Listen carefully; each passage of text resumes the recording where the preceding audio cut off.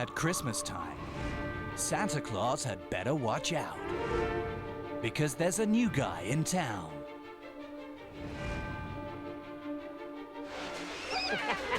Action! As Jim Carrey brings the Grinch Fabulous! He's green, he's hairy, he's hilarious. and his two closest friends on a roller coaster ride through the wonderful world of Whoville. As we discover the secrets behind the movie magic of a modern Christmas classic. That worked out nicely. From Ron Howard, acclaimed director of Apollo 13, Ransom, and Backdraft. Great. And Brian Grazer, award-winning producer of Ransom and Liar Liar, comes the unforgettable story of The Grinch!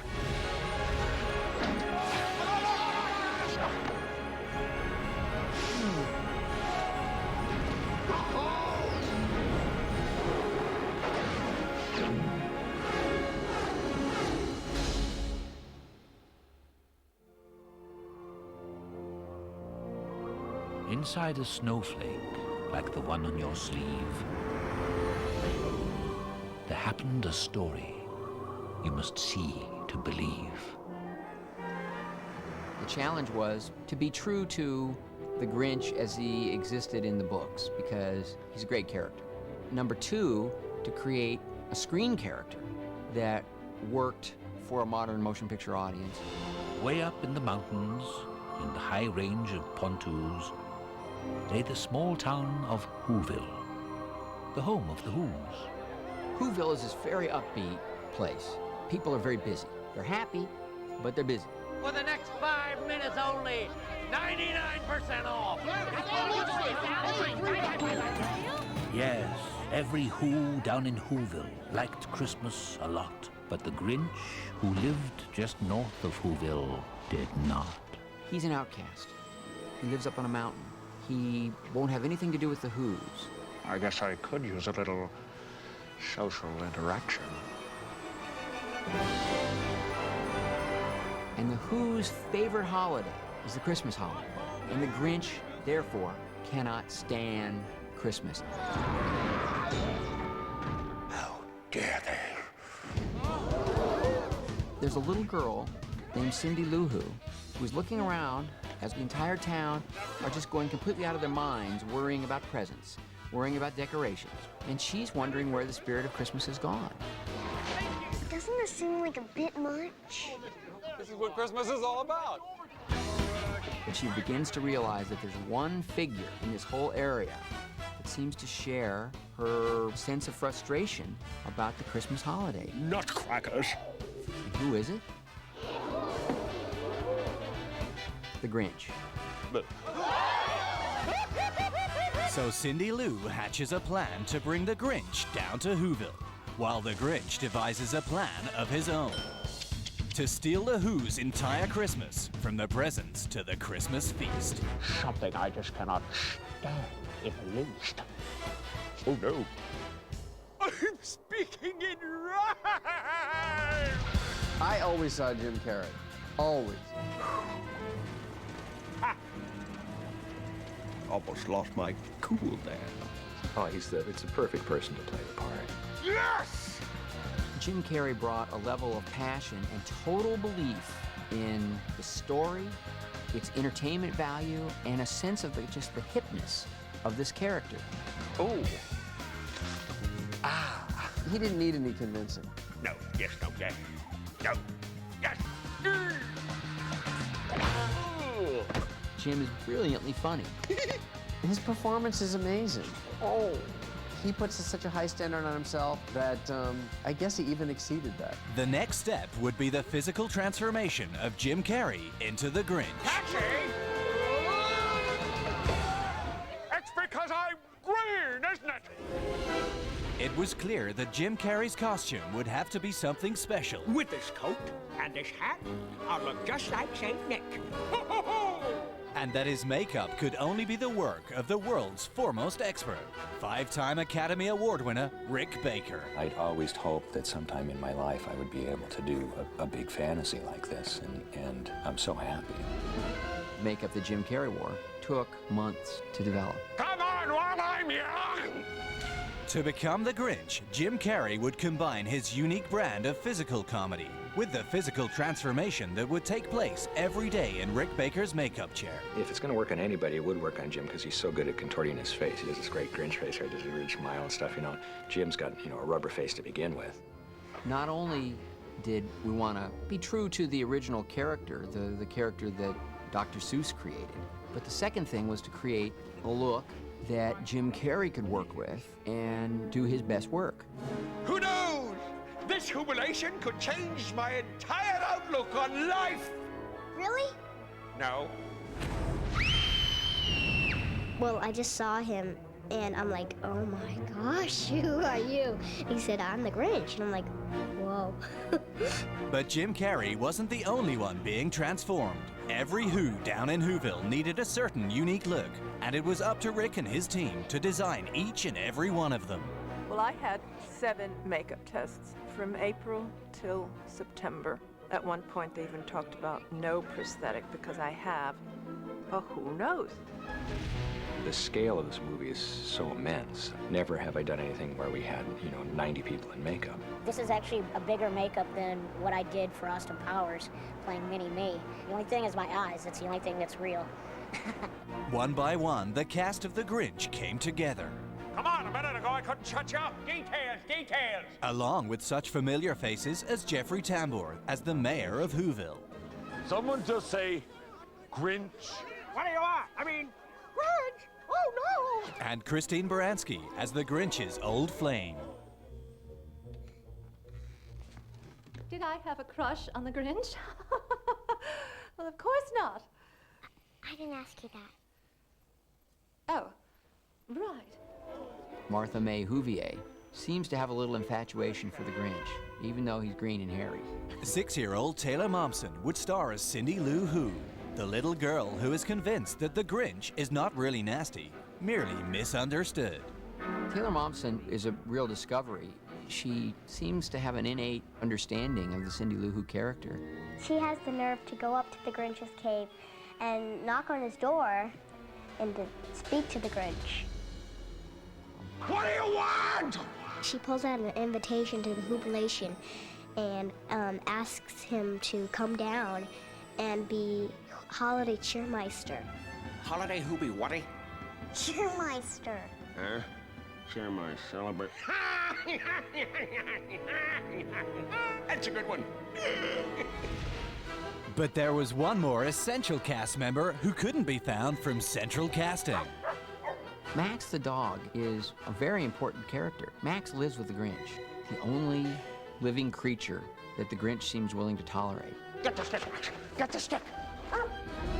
Max puts up with a lot as a result. There's no stick. I'm smarter.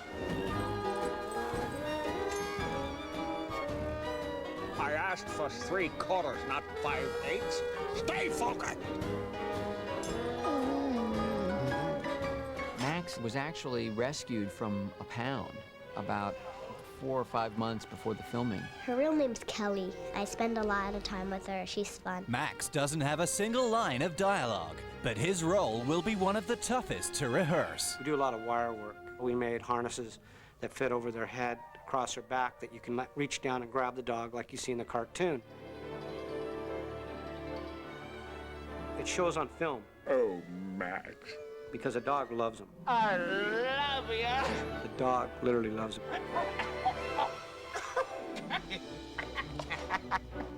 All right, that's enough.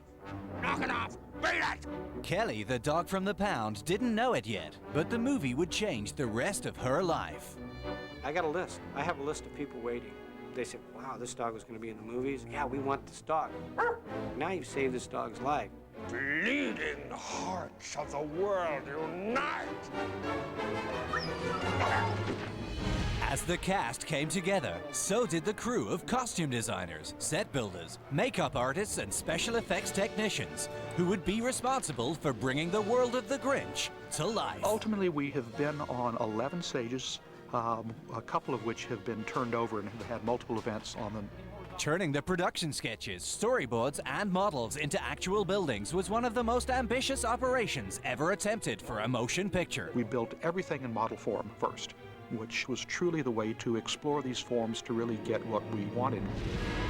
It's also colorful, it's vivid, it's very upbeat, because the Whos are very upbeat. But the most impressive set would be Mount Crumpit, the Grinch's lair. There's no place like home. Inside his cave, the Grinch has created a remarkable world using junk and cast-off pieces of equipment from Whoville.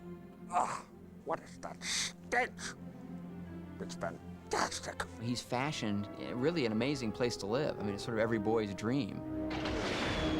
The construction of the sets would take thousands of man-hours, but the results were there for all to see. You walk on the set and it's like a world has totally been created. And these vast sets would have to be filled with thousands of props. I never worked on a show with this much manufacturing. Everything has to be made. Forks, knives, toilet paper, everything. But what would I wear? Hundreds of costumes would also be required for the Whos of Whoville. I've never worn clothes as dazzling as this character because they're like couture clothes in extreme. It's not a dress, it's a kilt. Sicko. We use a lot of fashion puns. And when you look at the Whos, we have kind of Prada Who and a Chanel Who, and I don't know how many people will notice that, but that made it a lot of fun for me. Well, the most fun for me were the cars. They really drive, and they're fun to tool around the back lot of Universal. Brakes! One day I drove by Steven Spielberg's office because I knew he'd be jealous, and he was. Finally, after almost a year of pre-production, preparation, and construction, the filmmakers were ready to start shooting. The fun and the hard work were just beginning. When Ron Howard and Brian Grazer first considered the idea of turning the classic children's story, How the Grinch Stole Christmas, written by Dr. Seuss, into a major motion picture, they knew they were taking on a formidable task. The book that the movie is inspired by is, I don't know, it's only 15 pages long. It's very thin. It's a great responsibility to be the first people chosen to bring Dr. Seuss to live action, and we're trying to do something really special. It has a lot of great ideas, but as modern movie makers, we had to use them for inspiration and go from there. All right. Action!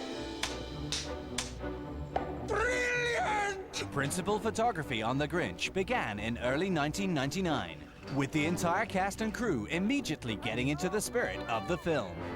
All right. I'll swing by for a minute, allow them to envy me, grab a handful of popcorn shrimp, and blow out of there. Cut. Okay, good. For Ron Howard, it was finally a chance to concentrate on the core of the movie. It's a performance movie. This is all about actors. Beyond all of the insane comedy and big scope that this picture has, at the center of this movie is a relationship between Cindy Lou Who, who's amazing actually, and the Grinch. Mr. Grinch, my name is Cindy Lou Who.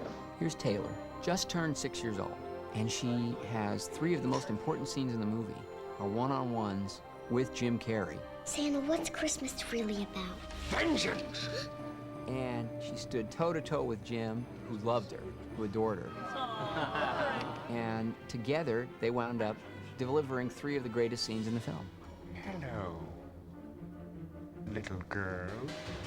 How dare you enter the Grinch's lair! The impudence! The audacity! I know you hate Christmas, but what if it's all just a misunderstanding? Don't care. I mean, I myself am having some Yuletide doubts. But maybe if you can reunite with the Whos and be a part of Christmas... Maybe if you can reunite with the Whos and be a part of Christmas... Grow up! Then maybe it'll be all right for me, too. I'm sorry, your session is over. Please make another appointment with the receptionist on the way out. Please, please, you have to accept the award.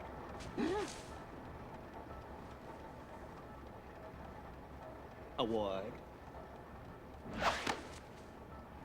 You never mentioned an award. Yeah, with a trophy and everything. And I won. You won! That means there were losers. I guess. So if you come down for a loser. Alongside these intimate scenes in the Grinch's lair, Ron Howard had to face the challenge of bringing Whoville to life. In Whoville, the physical laws are just a little off. People seem to be able to lean out a little further than they normally would. And it leads to a visually funny, kind of skewed environment. We got a lot of circus performers as actors playing small parts, working in the background, and in order to get everybody sort of moving the same way, behaving the same way, we had about 3 weeks of Who school to try to develop, you know, sort of a Who-y way of doing things. But becoming a Who would be a challenge for all the actors. Hey, stranger, won't let you go till you buy a chapeau.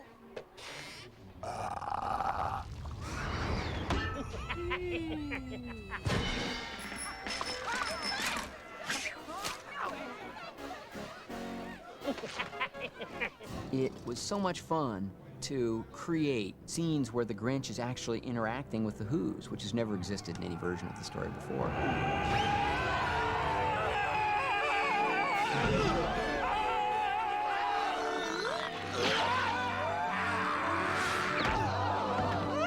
I had so much fun taking the Grinch and throwing him in the middle of this culture that he despises. They're relentless!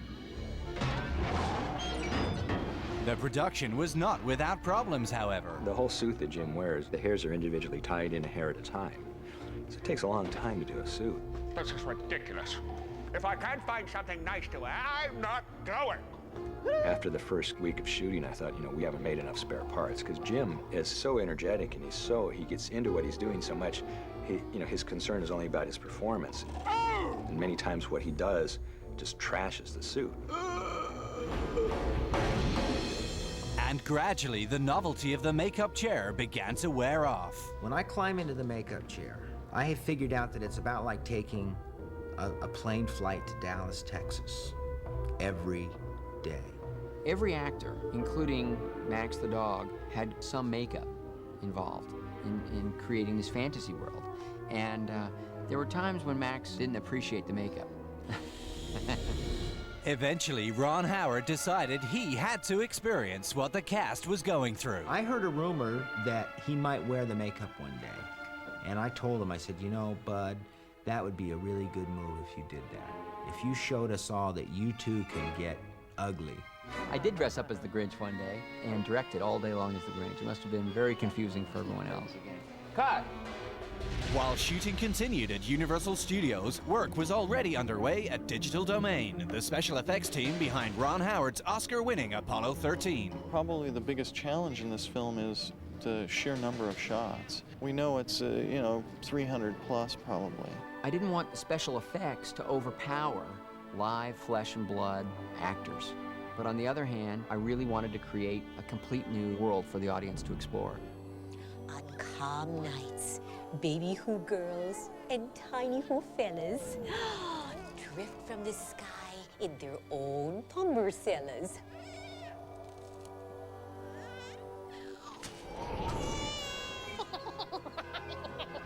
Ron has been remarkable because it's one of the first movies that I've been on that we've been able to sit at a table, all of the department heads, and discuss everybody's needs. Of course, if we make a move, we'd have to CGI the, background. Yes. Or would we? We used 11 different sound stages, but to go ahead and extend the world, we used a lot of computer-generated matte paintings. Often, CGI effects would go hand in hand with physical effects. The set, as large as it is really still a fairly small part of a town. There's a blue screen wrapping around it that allows us to composite extended buildings, mountains, sky, etc.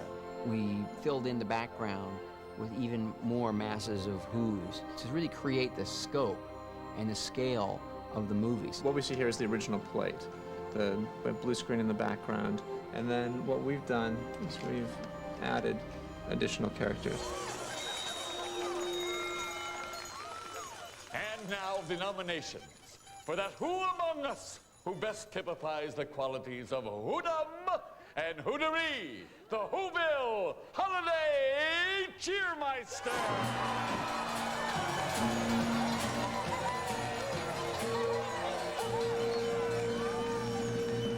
In Whoville, not everybody is the same size. Evening, folks. All the way down to these little guys we call peewees. They're pretty much everywhere if you look hard enough, and it's our job to put them in the shots.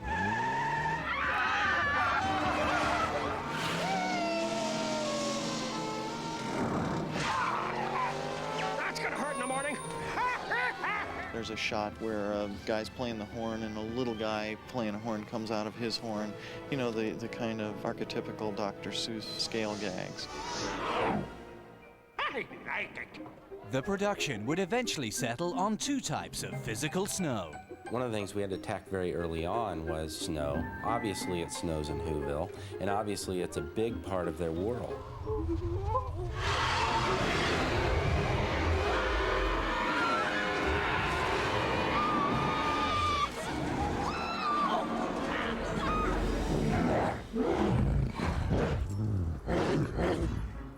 Well done, Max. We found a snow product that could work on the ground in Whoville. It's paper, cut up paper, and then the other stuff is bubbles. The soap bubbles fall down in a very sort of whimsical fashion because they're almost light as air. And for some scenes, snow would have to be digitally added. Doesn't somebody somewhere on the planet have digital snow so that we wouldn't have to create our own digital snow? We'll shoot the scene without snow, and then we add different layers of snow in the final shot. But even with CGI and the huge sets, some scenes had to be shot on location. Spread eagle! Nailed it! One of the scenes that, has never existed before in any other version of this story is this wild, wild sleigh ride down the side of Mount Crumpit. Audiences enjoy it. Though even here, CGI would lend a helping hand. The sleigh takes the curve, the Grinch is behind the sleigh, and he gets flung out around and goes flying in the air over this giant precipice. He's kind of in trouble there, and we get to save him. Almost lost my cool there.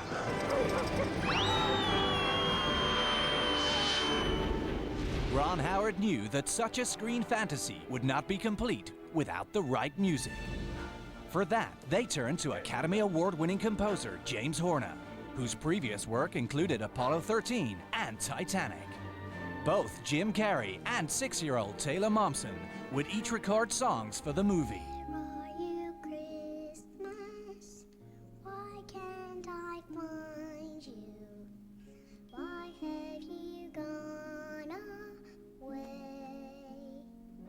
You're a mean one, Mr. Grinch. You really are a heel. You're as cuddly as a cactus and as charming as an eel, Mr. Grinch. You're a bad banana with a greasy black beard.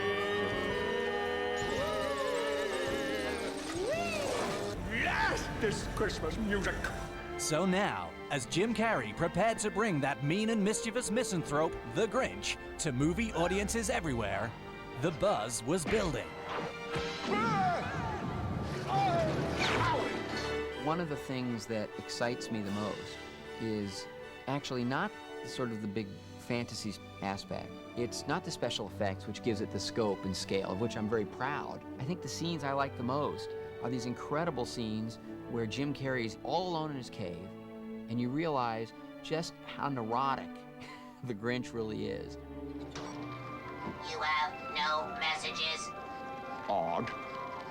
Better check the outgoing. If you utter so much as one syllable, I'll hunt you down and gut you like a fish. If you'd like to fax me, press the star key. Theodore Geisel passed away some years ago, and he was Dr. Seuss, a genius. I would like nothing better than to believe that he'd be satisfied with our adaptation. Now, after 3 years of painstaking preparation, almost a year of development, and 4 months of principal photography, Cut. Very nice. The Grinch is on schedule. 6:30, dinner with me. I can't cancel that again. I'm embarrassed to say it, but I really think it has something for everyone. Whatever age you are, you're the age for Dr. Seuss. It is a modern fable that really is broad in its appeal. That's more like it. Bringing a Seussian character to life is already something that hasn't happened yet. Burn, baby! Burn! Jim is a genius, and it was my pleasure to just be a participant in helping him bring this character to the screen.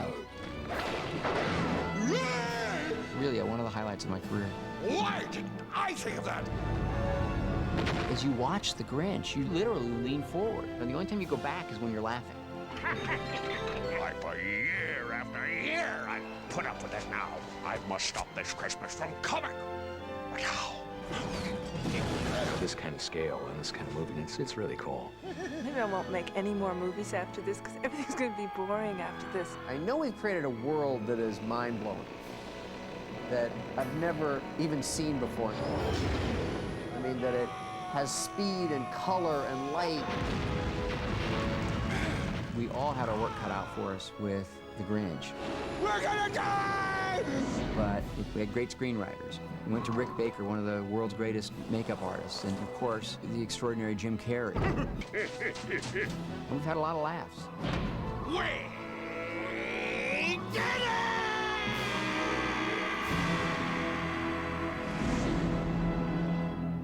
Cut, Fred, check the gate, moving on.